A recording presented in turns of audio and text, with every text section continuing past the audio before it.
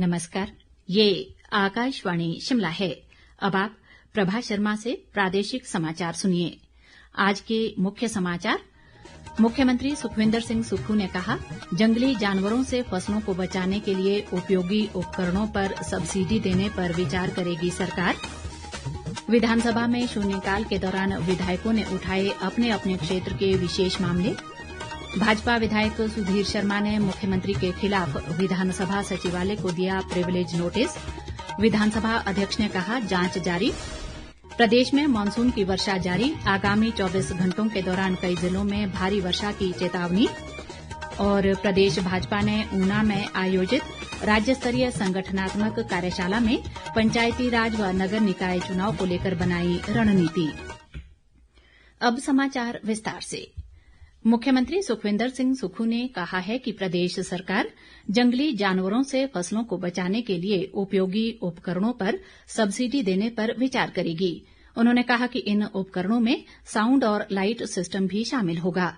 मुख्यमंत्री शिमला में चल रहे प्रदेश विधानसभा के मानसून सत्र के दौरान आज प्रश्नकाल में विधायक अनुराधा राणा के सवाल का जवाब दे रहे थे। मुख्यमंत्री ने कहा कि वर्तमान में जंगली जानवरों द्वारा इंसानों को हो रहे नुकसान में ही राहत राशि देने का प्रावधान है। इसमें किसी भी व्यक्ति की मौत, उसके गंभीर रूप से घायल होने या चोट लगने जैसी स्थिति शामिल है। विधायक रीना कश्यप ने छैला नेरी पुल स्नौरा सड़क को सीआरएफ में डालने और एक वैकल्पिक मार्ग बनाने का सरकार से आग्रह किया। उन्होंने कहा कि सेब सीजन के दौरान ये मार्ग भूस्खलन की वजह से बार बार बाधित होने पर लोगों को परेशानी का सामना करना पड़ता है। इस पर मुख्यमंत्री ने कहा कि छैला नेरी पुल स्नौरा सड़क को सीआरएफ में डालने और एक वैकल्पिक मार्ग बनाने का उन्होंने केंद्रीय मंत्री नितिन गडकरी से आग्रह किया है। जो हमने पराला से नेरी छैला वाला रोड है, राजगढ़ वाला रोड, उसको इस बार मैं नितिन गडकरी जी से मिला था और उसको मैंने सीआरएफ में डालने की बात नितिन गडकरी जी से की है। तो जल्दी हम भी चाहते हैं कि एक बाईपास अल्टरनेट रोड वहां से निकल जाए ताकि बागवानों को उस रोड का ज्यादा फायदा हो। हमने उसको सीआरएफ में इस वर्ष के बजट में डाला है। अब स्वीकृति मिलेगी तो उसमें तुरंत काम शुरू किया जाएगा। मुख्यमंत्री ने विधायक बिक्रम ठाकुर के सवाल के जवाब में कहा कि बीते 2 सालों में प्रदेश में वन महोत्सव के आयोजनों पर 17,87,720 रुपए खर्च कर 35,240 पौधे लगाए गए। उन्होंने कहा कि पौधरोपण के बाद इनकी देखभाल और निगरानी संबंधित क्षेत्रीय कर्मचारियों द्वारा की जाती है। उप मुख्यमंत्री मुकेश अग्निहोत्री ने विधायक अनिल शर्मा के सवाल के जवाब में कहा कि मंडी शहर के लिए बनी पेयजल योजना वर्ष 2023-24 और मौजूदा वर्ष में आई प्राकृतिक आपदा के कारण अत्यधिक प्रभावित हुई है। उन्होंने कहा कि इस समस्या के स्थायी हल के लिए 20 से 25 करोड़ रुपए की आवश्यकता है और इसके लिए विशेष केंद्रीय अनुदान की जरूरत है। लोक निर्माण मंत्री विक्रमादित्य सिंह ने विधायक लोकेंद्र कुमार के एक सवाल के जवाब में कहा कि खेगसू में राष्ट्रीय उच्च मार्ग पर स्थित पुल काफी पुराना हो गया है और इसे वार्षिक योजना से बनाया जाएगा। विधायक अजय सोलंकी के एक सवाल के जवाब में विक्रमादित्य सिंह ने कहा कि प्रदेश के सभी विधानसभा क्षेत्रों में एफसीए व एफआरए के मामलों के निपटान में और तेजी लाई जाएगी और इसके लिए विधायक निधि से पैसा दिया जा सकता है। राजस्व मंत्री जगत सिंह नेगी ने विधायक डॉक्टर हंसराज के सवाल के जवाब में कहा कि जाति दुरुस्ती के लिए चुराह में विशेष कोर्ट लगाया जाएगा और ऐसे 247 मामले लंबित हैं। प्रदेश विधानसभा के मानसून सत्र के दौरान आज शून्यकाल के दौरान विधायकों ने अपने अपने क्षेत्र के कई महत्वपूर्ण मामले उठाए। विधायकों द्वारा उठाए गए मामलों को लेकर विधानसभा अध्यक्ष ने इन पर त्वरित कार्रवाई करने का आश्वासन दिया। विधायक जीतराम कटवाल ने महिला व बाल कल्याण विभाग में बाल सेविकाओं और बाल सहायिकाओं को वेतन नहीं मिलने का मामला उठाया। इस पर मुख्यमंत्री ने कहा कि इस मामले की जांच करके सुनिश्चित किया जाएगा कि इन कर्मचारियों को उनका मानदेय या वेतन प्रदान किया जाए। पांवटा साहिब के विधायक सुखराम चौधरी ने राजपुरा से खंदेला सड़क को बहाल करने की मांग उठाई। आनी के विधायक लोकेंद्र कुमार ने उनके विधानसभा क्षेत्र में बंद किए गए अनुसूचित जाति व जनजाति के क्षेत्रीय कार्यालय खोलने की मांग की।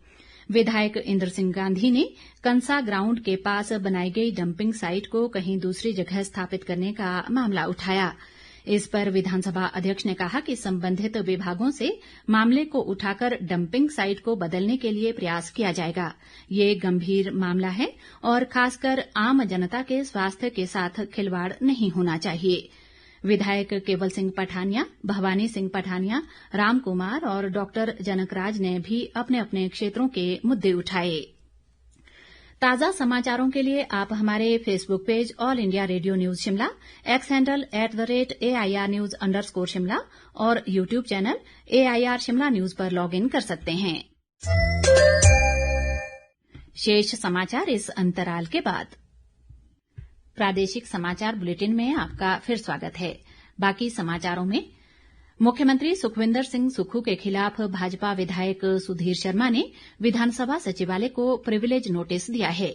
इस नोटिस में उन्होंने मुख्यमंत्री के खिलाफ झूठ बोलने और सदन को गुमराह करने के आरोप लगाए हैं। विधानसभा अध्यक्ष कुलदीप सिंह पठानिया ने कहा कि ये मामला विधानसभा सचिवालय के विचाराधीन है और इसकी गंभीरता से जांच की जा रही है। उन्होंने कहा कि अगर जांच में ये नोटिस निराधार पाया जाता है तो नियमों के अनुसार विधायक के खिलाफ भी कार्रवाई होगी। विधानसभा सचिवालय इसको पूरी तरह से गंभीरता से, क्योंकि नोटिस सिर्फ पब्लिसिटी के लिए नहीं, अगर कोई ऐसे तथ्य नहीं हुए तो जो नोटिस अगर बेबुनियाद हुआ, आधारहीन हुआ, तो उसके लिए भी नियम है। तो we are examining this issue very seriously. मुख्यमंत्री सुखविंदर सिंह सुक्खू ने कहा है कि चंबा जिले की प्रसिद्ध मणिमहेश यात्रा और संबंधित पवित्र स्थलों को केंद्र सरकार की प्रसाद योजना में शामिल करने के प्रस्ताव का प्रदेश सरकार मूल्यांकन कर रही है। विधानसभा में विधायक डॉक्टर जनकराज द्वारा नियम 62 के तहत मामला उठाए जाने पर मुख्यमंत्री ने कहा कि मूल्यांकन कार्य पूरा होते ही ये प्रस्ताव केंद्र को मंजूरी के लिए भेज दिया जाएगा। माननीय अध्यक्ष महोदय, पर्यटन विभाग को अपने क्षेत्रीय कार्यालय चंबा से दिनांक 6/6/25 को मणिमहेश और संबद्ध पवित्र स्थलों को प्रसाद योजना के अंतर्गत शामिल करने का प्रस्ताव प्राप्त हुआ। इस प्रस्ताव का मूल्यांकन पर्यटन मंत्रालय भारत सरकार द्वारा जारी किए गए दिशा निर्देशों के अनुसार किया जा रहा था। मामला अभी विचाराधीन है, जिसे मूल्यांकन के उपरांत भारत सरकार को भेज दिया जाएगा। मुख्यमंत्री ने कहा कि प्रसाद योजना पूर्ण रूप से केंद्रीय वित्तीय सहायता प्राप्त योजना है और परियोजना के सभी घटकों के लिए 100% केंद्रीय वित्त पोषण किया जाएगा। प्रदेश में मानसून की बारिश लगातार जारी है, जिससे सामान्य जनजीवन प्रभावित हुआ है। कई स्थानों पर भारी बारिश के चलते जल भराव और भूस्खलन की घटनाएं सामने आई हैं। इससे प्रदेश में 2 राष्ट्रीय उच्च मार्गों सहित 793 सड़कें यातायात के लिए ठप्प हैं। राज्य आपदा प्रबंधन प्राधिकरण द्वारा जारी रिपोर्ट के मुताबिक प्रदेश में 956 ट्रांसफार्मर और 517 पेयजल योजनाएं प्रभावित हुई हैं। चंबा जिला में खराब मौसम को देखते हुए प्रशासन ने मणिमहेश यात्रा को स्थगित कर दिया है। मणिमहेश यात्रा पर गए पंजाब के 3 श्रद्धालुओं की मौत हो गई है। मौसम विज्ञान केंद्र शिमला के वैज्ञानिक संदीप कुमार शर्मा के अनुसार आज और कल प्रदेश के कई जिलों में भारी बारिश का रेड अलर्ट जारी किया गया है। उन्होंने कहा कि आज चंबा, कांगड़ा और मंडी, जबकि कल चंबा और कांगड़ा में रेड अलर्ट जारी किया है। 25 अगस्त से लेके 31 अगस्त तक संभावना है कि प्रदेश में जो बारिश का दौर है वो जारी रहेगा। 25, 26 और 27 को पूरे प्रदेश में ही बारिश होने की संभावना है। आज चंबा, कांगड़ा और मंडी यहाँ के लिए रेड अलर्ट है एक्सट्रीमली हैवी रेनफॉल का। ऊना, बिलासपुर, हमीरपुर और कुल्लू के लिए ऑरेंज अलर्ट है और शिमला के लिए येलो अलर्ट है हैवी रेनफॉल का। फिर कल 26 अगस्त को डिस्ट्रिक्ट चंबा, कांगड़ा के लिए रेड अलर्ट है। उसके उपरांत डिस्ट्रिक्ट मंडी में ऑरेंज अलर्ट है। तो डिस्ट्रिक्ट ऊना, बिलासपुर, हमीरपुर और कुल्लू यहाँ पे हैवी रेनफॉल येलो अलर्ट है। डिस्ट्रिक्ट मंडी में ऑरेंज अलर्ट है कल के लिए 26 अगस्त के लिए। शेष डिस्ट्रिक्ट जिसमें कुल्लू, ऊना, बिलासपुर, हमीरपुर यहाँ पे हैवी रेनफॉल का येलो अलर्ट। इस बीच खराब मौसम को देखते हुए चंबा, मंडी और कांगड़ा जिलों के अलावा कुल्लू जिले के बंजार, मनाली व कुल्लू उपमंडल के सभी शिक्षण संस्थान कल बंद रखने के आदेश जारी किए गए हैं। प्रदेश भाजपा अध्यक्ष राजीव बिंदल की अध्यक्षता में ऊना में पार्टी की राज्य स्तरीय संगठनात्मक कार्यशाला का आयोजन किया गया।